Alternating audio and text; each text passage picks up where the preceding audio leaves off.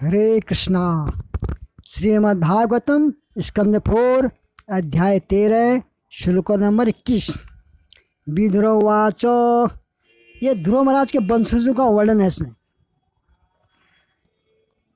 विदुरवाच तस्य शील निधे साधो ब्राह्मणस्य महात्मनः राज्ञ कथम अभूत दुष्टा प्रजायत विमनाय हो। विदुर ने मैत्री से पूछा, हे ब्राह्मण, राजा अंग तो अत्यंत भद्र था, वह अत्यंत चरित्रवान था तथा साधु पुरुष था और ब्राह्मण संस्कृत का प्रेमी था, तो फिर इतने महान पुरुष के बेन जैसा दुष्ट पुत्र कैसे उत्पन्न हुआ, जिसे वह अपने राज्य के प्रति अन्य मस्क हो उठा और उसे छोड़ दिया। तात्पर्य भाई, ऐसी भक्ति वेदांत स्वामी शिला प्रभुपाद की जय। आशा की जाती है कि पारिवारिक जीवन में मनुष्य अपने पिता, माता, पत्नी तथा बच्चों के साथ सुखपूर्वक रहेगा, किंतु किन्हीं परिस्थितियों में कोई पिता, माता, संतति अथवा पत्नी शत्रु बन जाते हैं। चाणक्य पंडित ने कहा है कि जो पिता अत्यधिक ऋणी होता है वह शत्रु है, जो माता दूसरी शादी कर लेती है वह भी शत्रु है, जो पत्नी अत्यंत सुंदर होती है वह भी शत्रु है, और जो पुत्र मूर्ख एवं निकम्मा हो वह भी शत्रु होता है। इस प्रकार जब परिवार का कोई सदस्य शत्रु बन जाता है तो पारिवारिक जीवन बिताना या गृहस्थ बने रहना कठिन हो जाता है। सामान्यतः भौतिक जगत में ऐसी परिस्थितियाँ आती रहती हैं। इसलिए वैदिक संस्कृति के अनुसार मनुष्य को 50वें वर्ष के बाद अपने पारिवारिक वालों से विदा ले लेनी चाहिए, जिससे कि उसका शेष जीवन कृष्ण चेतना की खोज में लगाए जा सकें। तो इसमें विदुर महाराज जी मैत्री से पूछ रहे हैं कि राजा अंग इतना चैत्रवान तथा साधु पुरुष था, तो उसका बेटा ऐसे दुष्ट कैसे हो गया, ये पूछ रहे हैं। ऐसे बताया जाता है कि शत्रु, चाणक्य पंडित ने बताया कि शत्रु कौन कौन से होते हैं, वो बता दिया इसमें। पिता ऋणी हो शत्रु है, अत्यंत सुंदर पत्नी हो वो शत्रु है, निकम्मा बेटा वो शत्रु है कि नहीं। तो जो 4 आश्रम बना रखे हैं, गृहस्थ नहीं ब्रह्मचर्य गृहस्थ वानप्रस्थ संन्यास, ये जो गृहस्थ है वानप्रस्थ, गृहस्थ करने के बाद वानप्रस्थ आता है, तो कह रहे कि 50वें वर्ष के बाद मनुष्य को अपने परिवार से विदा ले लेके और उसका बाकी जीवन कृष्ण भक्ति में लगाए। दूसरा श्लोक नंबर 22। किम वा अहम बेने उद्देश्य ब्रह्मदंडम अयुजनम दंड व्रत धरे रागी मनुष्य धर्म को विदा।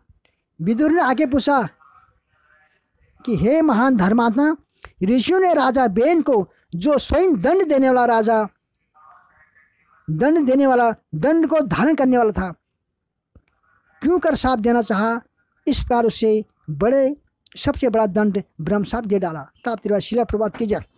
ऐसा ज्ञात है कि राजा हर एक को दंड दे सकता है, किंतु इस प्रसंग में प्रतीत होता है कि ऋषियों ने उन्हें उल्टे दंड राजा को दिया।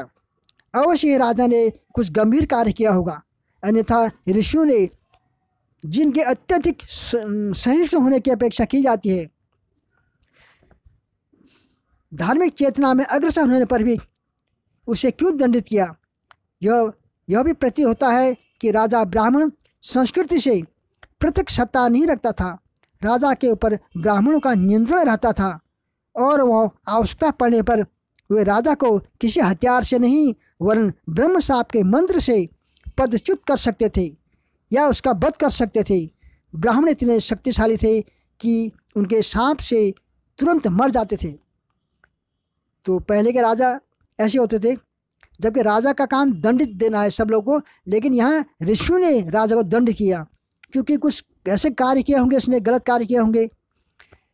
पहले राजाओं में जो राजा होते थे उनमें ब्राह्मण का मतलब ब्राह्मण राजा पर वो रखते थे अपना प्रभुत्व, मतलब नियंत्रण, राजा के ऊपर ब्राह्मण का नियंत्रण रहता है पहले। जब भी आवश्यकता पड़ती है, राजा ठीक से कार्य नहीं कर रहे तो उसको श्राप द्वारा दंडित किया जाता था। आजकल के राजा तो कैसे। श्लोक नंबर 23।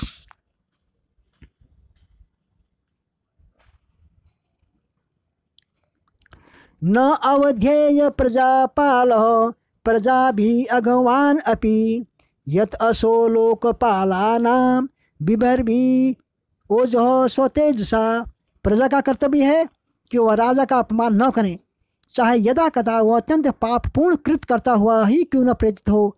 अपने तेज के कारण राजा अन्य शासनकर्ता प्रमुखों से सदैव अधिक प्रभावशाली होता है। ताप तेरी भाई शिला प्रपात की जय। वैदिक सभ्यता के अनुसार राजा भगवान का प्रतिनिधि होता है। वह नर नारायण कहलाता है, जो इस बात का सूचक है कि नारायण अर्थात भगवान राजा के रूप में समाज में प्रकट होते हैं। यह शिष्टाचार है कि प्रजा न तो ब्राह्मण का न क्षत्रियों राजा का कभी अपमान करती है। ये बता रहे हैं कि शिष्टाचार है कि प्रजा न तो ब्राह्मण का और न क्षत्रिय का और न राजा का अपमान करेगी। भले राजा पापी प्रतीत होता हो किंतु प्रजा उसका अपमान नहीं करती। किंतु वेन के विषय में ऐसा प्रतीत होता है कि उसको नर देवताओं ने शाप दिया था, जिससे यह निष्कर्ष निकाला गया कि उसके पाप कर्म अत्यंत भयावह थे, तो इसलिए उसको ब्राह्मण ने शाप दिया। राजा बेन श्लोक नंबर 24वां। एतत् आख्याहि मे ब्राह्मण सुनीता आत्मज चेष्टितम श्रद्धयाना भक्ताया तम पर अवर्बिततमः। विदुर ने मैत्री से अनुरोध किया, हे ब्राह्मण, आप भूत तथा भविष्य के समस्त विषयों के पारंगत हैं, अतः मैं आपसे राजा बेन के समस्त कार्यकलापों को सुनना चाहता हूँ। मैं आपका श्रद्धालु भक्त हूँ, अतः आप इसे विस्तार से कहें। ताप तेरे शिला प्रभात की जय। विदुर ने मैत्री को अपना गुरु मान रखा था। शिष्य सदैव अपने गुरु से प्रसन्न रहता है और गुरु प्रश्न का उत्तर देता है। नहीं, इसमें लिखा है शिष्य सदैव अपने गुरु से प्रश्न करता है और गुरु प्रश्न का उत्तर देता है, बशर्ते कि शिष्य भद्र हो तथा समर्पित हो। श्री विश्वनाथ चक्रवर्ती ठाकुर ने कहा कि जिस पर गुरु की कृपा होती है उस पर ईश्वर की कृपा होती है। जब तक शिष्य अत्यंत विनीत और समर्पित नहीं होता है, गुरु दिव्य ज्ञान के सभी रहस्य प्रकट करने के लिए तत्पर नहीं होता है। जैसा कि भगवद गीता में कहा गया है, गुरु से ज्ञान प्राप्त करने की विधि समर्पण, उत्सुकता तथा सेवा सम्मिलित हैं।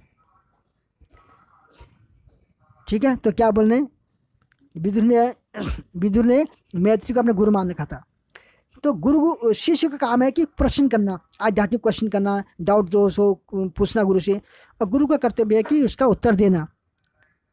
बशर्ते शिष्य कैसे होना चाहिए, अच्छा स्वभाव का हो, समर्पित हो। तो यहाँ पर विश्वनाथ चक्रवर्ती ठाकुर कहते हैं जिस पर गुरु की कृपा होती है ना, समझो ईश्वर की कृपा होगी। ईश्वर के सारे रहस्य तो गुरु तो बताएंगे। अरे गुरु नाराज हो गया तो ईश्वर प्राप्ति नहीं होगी। भगवान नाराज हो गए तो गुरु मना लेगा ईश्वर को। गुरु बोलेगा भगवान नादान है, मेरा शिष्य है, माफ़ कर दो, तो माफ़ कर देंगे। इसलिए गुरु को नाराज नहीं करना चाहिए। और जो गुरु खुश होगा तब वो जाके भगवान के सभी दिव्य ज्ञान के रहस्य बताएगा हमें। इसलिए भगवत में बोला गया है गुरु से ज्ञान कैसे प्राप्त किया जाता है, समर्पित, उत्सुक होना चाहिए, जिज्ञासा होना चाहिए और सेवा होनी चाहिए। बोलो श्रीमद् भागवत पुराण की जय। हरे कृष्णा। मेरे प्यारे YouTube चैनल के भक्तों, ये श्रीमद् भागवत चौथा स्कंद है। ध्रुव महाराज के वंश का वर्णन है इसमें। आप कंटिन्यू देखिए, पूरी वीडियो देखें, और अगली नेक्स्ट वीडियो भी आएगी और कुछ ज्ञान प्राप्त कीजिए और हमें भी कुछ सिखाइए। कुछ कमी है तो कमेंट्स में लिख दीजिए और सब्सक्राइब करना ना भूलें, लाइक करना भी ना भूलें। हरि बोल।